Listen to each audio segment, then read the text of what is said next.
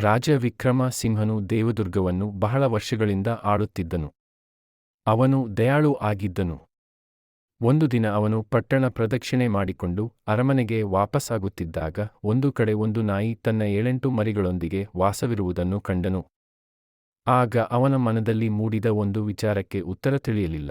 ಮರುದಿನ ಅವನು ತನ್ನ ಮಹಾಮಂತ್ರಿಯನ್ನು ಅರಮನೆಗೆ ಕರೆಸಿ ಕೇಳಿದನು. ಮಂತ್ರಿಗಳೇ, ನಾಯಿ ಒಂದೇ ಸಲಕ್ಕೆ 7-8 ಮರಿಗಳಿಗೆ ಜನ್ಮ ನೀಡುತ್ತದೆ. ಆದರೆ ಕುರಿ ಹೆಚ್ಚೆಂದರೆ 2-3 ಮರಿಗಳಿಗೆ ಜನ್ಮ ನೀಡಬಲ್ಲದು. ಆದರೂ ಸಹ ಸಂಖ್ಯೆಯಲ್ಲಿ ಹೆಚ್ಚಿದ್ದರೂ ನಾಯಿಗಳು ಒಂದೇ ಕಡೆ ಗುಂಪು ಗುಂಪಾಗಿ ಇರಲಾರವು. ಕುರಿಗಳು ಹಾಗಲ್ಲವಲ್ಲ, ಎಲ್ಲಾ ಕುರಿಗಳು ಗುಂಪಿನಲ್ಲಿ ಇರುತ್ತದೆ. ಇದೇಕೆ ಹೀಗೆ? ಕಾರಣ ನಿಮಗೆ ಗೊತ್ತಿದ್ದರೆ ತಿಳಿಸಿ ಎಂದನು. ರಾಜ ವಿಕ್ರಮ ಸಿಂಹನ ಮಂತ್ರಿ ತುಂಬಾ ಬುದ್ಧಿವಂತನಾಗಿದ್ದನು.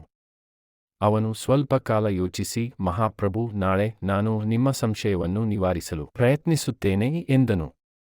ಮರುದಿನ ಮಂತ್ರಿ ರಾಜನನ್ನು ಕರೆದುಕೊಂಡು ಒಂದು ಸ್ಥಳಕ್ಕೆ ಬಂದನು.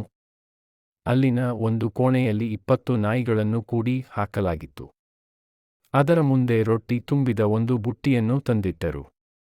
ಕೋಣೆಯ ಬಾಗಿಲನ್ನು ಹಾಕಿದ ಮಂತ್ರಿ ರಾಜನನ್ನು ಅಲ್ಲೇ ಹತ್ತಿರದಲ್ಲಿದ್ದ ಇನ್ನೊಂದು ಕೋಣೆಗೆ ಕರೆದುಕೊಂಡು ಹೋದನು. ಅಲ್ಲಿ 20 ಕುರಿಗಳನ್ನು ಕೂಡಿ ಹಾಕಲಾಗಿತ್ತು. ಕುರಿಗಳ ಮುಂದೆ ಒಂದು ಹುಲ್ಲಿನ ಮೇದೆಯನ್ನು ತಂದು ಹಾಕಿದ ಮಂತ್ರಿ ಆ ಕೋಣೆಯ ಬಾಗಿಲನ್ನು ಹಾಕಿದನು. ನಿಮ್ಮ ಪ್ರಶ್ನೆಗೆ ನಾಳೆ ಉತ್ತರಿಸುತ್ತೇನೆ ಎಂದು ಹೇಳಿ ರಾಜನನ್ನು ಕರೆದುಕೊಂಡು ಅರಮನೆಗೆ ವಾಪಸ್ ಆದನು.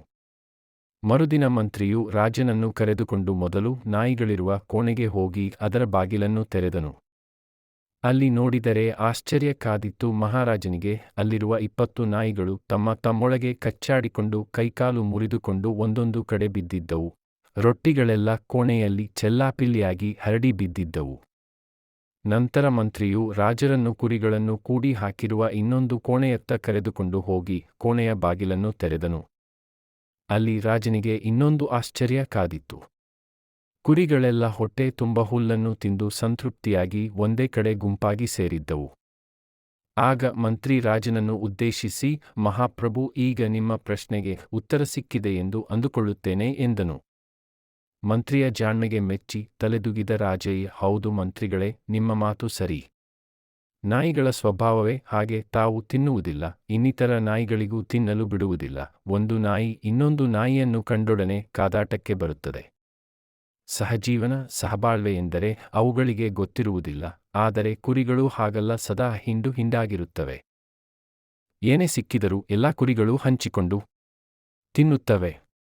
ಕೆಲವು ಮನುಷ್ಯರು ಹಾಗೆ ಇರುತ್ತಾರೆ. ತಾವು ಸುಖವಾಗಿ ಬದುಕುವುದಿಲ್ಲ, ಬೇರೊಬ್ಬರು ಸುಖವಾಗಿರಲು ಬಿಡುವುದಿಲ್ಲ. ಸದಾ ದ್ವೇಷ, ಜಗಳ, ಮತ್ಸರದಲ್ಲಿ ಕಾಲ ಕಳೆಯುತ್ತಾರೆ. ಹೀಗಾಗಿ ಇಂತಹ ಜನರು ಯಾವ ಸಮಾಜದಲ್ಲಿ, ಯಾವ ಪ್ರದೇಶದಲ್ಲಿ, ಯಾವ ದೇಶಗಳಲ್ಲಿ ಜಾಸ್ತಿ ಇರುತ್ತಾರೋ ಅಂತಹ ಪ್ರದೇಶಗಳಲ್ಲಿ ಯಾವಾಗಲೂ ಪ್ರಕ್ಷುಬ್ಧ ವಾತಾವರಣ ಇರುತ್ತದೆ. ಅಲ್ಲಿ ಯಾರೂ ಸುಖದಿಂದ ಇರಲು ಸಾಧ್ಯವಿಲ್ಲ. ಜಗತ್ತಿನ ಹಲವು ದೇಶಗಳಲ್ಲಿ ಇಂತಹ ಜನರು ಜಾಸ್ತಿ ಇರುವುದರಿಂದಲೇ ಆ ದೇಶಗಳಲ್ಲಿ ಆಗಾಗ ಯುದ್ಧಗಳು, ದಂಗೆಗಳು, ಗಲಭೆಗಳು ನಡೆಯುತ್ತಿರುತ್ತವೆ ಎಂದನು.